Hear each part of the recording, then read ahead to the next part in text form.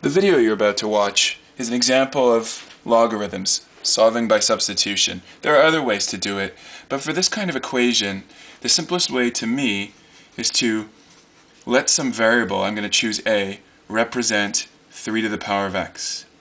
And the reason I do that is because then I'll have, and think carefully here, maybe I'll write it on the side, 3 to the power of 2x, that's the same as 3 to the x squared. 3 to the x squared would be multiply the exponents. So 3 to the x squared is what gives you 3 to the power of 2x.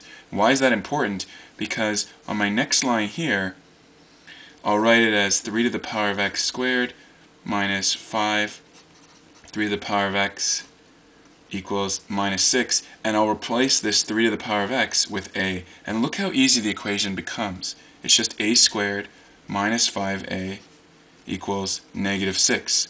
Let's bring that 6 over by adding 6 to both sides, and we get a squared minus 5a plus 6 equals 0. A simple quadratic.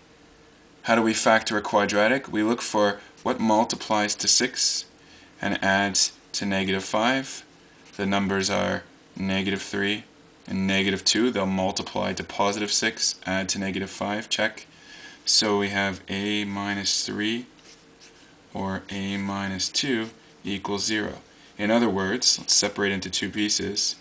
A minus 3 equals 0, so a equals 3, or a minus 2 equals 0, so a equals 2.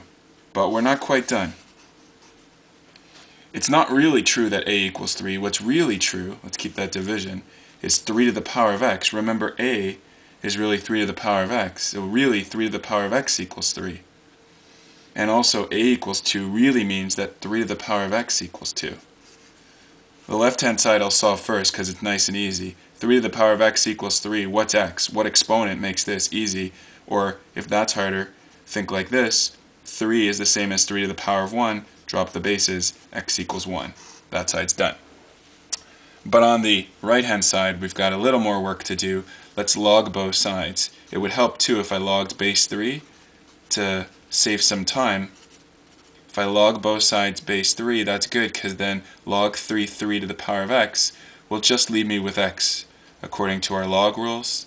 And so I got x equals log 3, 2.